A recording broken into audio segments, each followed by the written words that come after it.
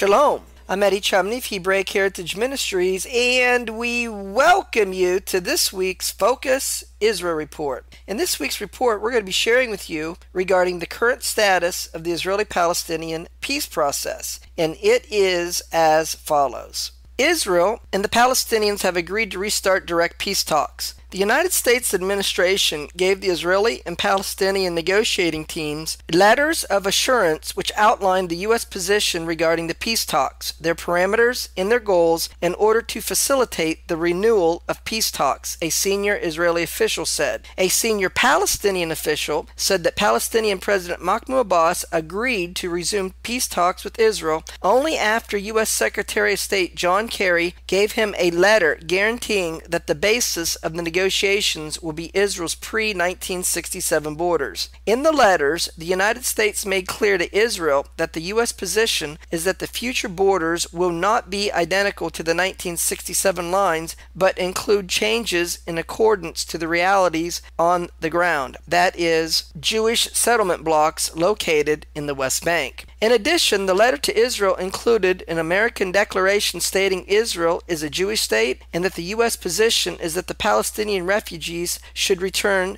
to the future Palestinian state. The full content of the letters are classified and will not be revealed to the public. However, a top Palestinian negotiator revealed parts of Kerry's proposed outline for a Palestinian state as presented orally to Israel and the Palestinians. Regarding Jerusalem, Kerry's plan is to rehash what is known as the Clinton parameters. That formula, pushed by President Bill Clinton during the Camp David talks in 2000, called for Jewish areas of Jerusalem to remain Israeli, while the Palestinians would get sovereignty over neighborhoods that are largely Arab. Most Arab sections are located in eastern Jerusalem. For the strategic Jordan Valley, Obama's proposal calls for international forces to maintain security control along the unarmed Palestinian police forces, the Palestinian negotiator said. Israel will retain security posts in some strategic areas of the Jordan Valley. When it comes to the West Bank, Kerry's plan is that Israel is expected to evacuate about 90% of its Jewish communities currently located in the territory. Israel would retain strategic security posts along with the West Bank's main settlement blocks, including Ma'ale Adumim, Ariel, and Gush Etzion. In return, Obama is calling for an exchange of territory with the Palestinians and other locations inside Israel, with discussion being open for the Palestinians to possibly receive land in the Israeli Negev in the country's south. Furthermore, U.S. President Barack Obama promised Israeli Prime Minister Benjamin Netanyahu to take action in the coming months regarding the Iranian nuclear program in exchange for Israel's agreement to renew peace talks with the Palestinians, an Israeli security official said. The official said, however, that Obama did not reach a specific agreement with Netanyahu, but gave only a general commitment. In addition, the Obama administration has presented a plan in which the Palestinian Authority and Jordan will receive sovereignty over the Temple Mount while Israel will retain the land below the Western Wall, according to a senior Palestinian negotiator.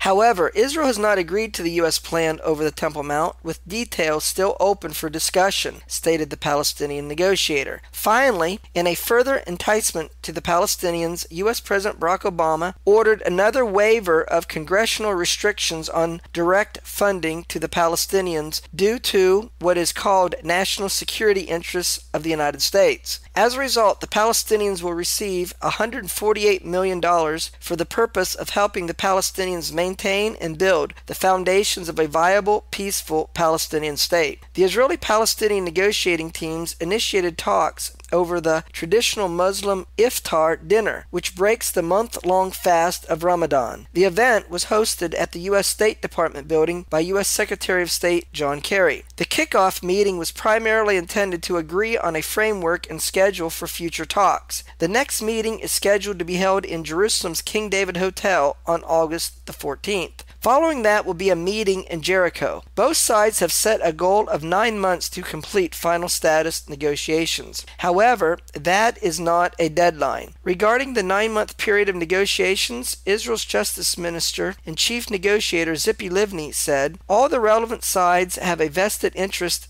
in an agreement. If the talks are serious and we're at the 8th month and we find that we need more time, then of course we will carry on talking. If after a month we see it's not serious, then why carry on talking for the next 8, she said. U.S. Secretary of State John Kerry said both sides agreed that the only solution to the conflict is the implementation of a two-state solution based upon the principles of peace, security, and mutual recognition. Kerry said that all final status issues will be on the table for the talks, including the borders of a Palestinian state, security arrangements required by Israel, refugees, settlements, and water. He reiterated the need for both sides to make reasonable compromises to achieve a peace agreement. However, a senior State Department official said that neither the Palestinians nor Israel has agreed to President Obama's basic formula from a major speech he made in May 2011 when he announced that the basis for peace talks between Israel and the Palestinians would be 1967 borders with agreed land swaps.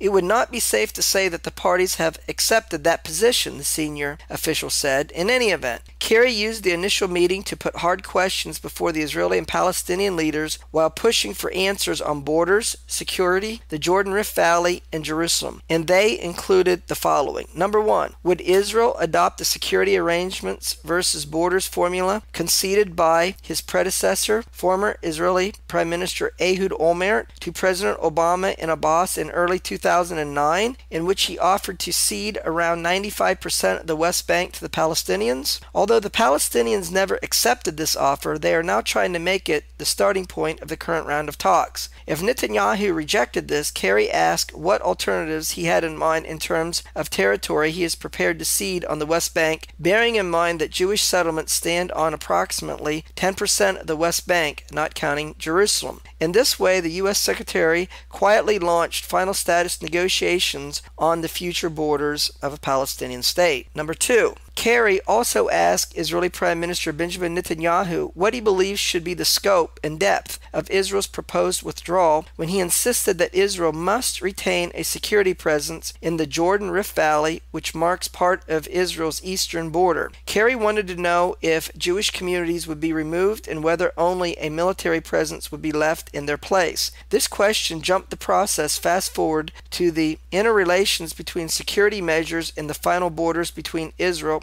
and a Palestinian state. Number 3, a question Kerry asked of both Netanyahu and Abbas related to the deployment of an international peacekeeping force as a buffer between the Palestinians and the Israel Defense Forces. Netanyahu was open to discussing this plan. Abbas, however, gave his answer when he visited Cairo, Egypt, saying that not a single Israeli must remain in a Palestinian state, whether it be a soldier or a civilian. He indicated that he would not object to an international force on the lines of the UNIFIL in Lebanon or the multinational force in Sinai or even a NATO peacekeeping force. Number 4, Abbas asked Kerry to put forward ideas on the final status of Jerusalem and the shape of the Palestinian state's borders. Of special importance regarding the talks is that Kerry said that they were to be kept private and that he is the only one authorized to make any public comments to the press on the status and outcome of each round of talks. In order to help to jumpstart talks, Israel has agreed to release 104 Palestinian prisoners held prior to the 1993 Oslo Accords for murder of Israelis. They'll be released in 4 stages. The first 26 prisoners will be released on August the 13th. The Palestinian Authority slammed remarks by an Israeli minister who said that these Palestinian prisoners are terrorists. Terrorists are those who occupy the lands of another people and displace them by force and settle in their place.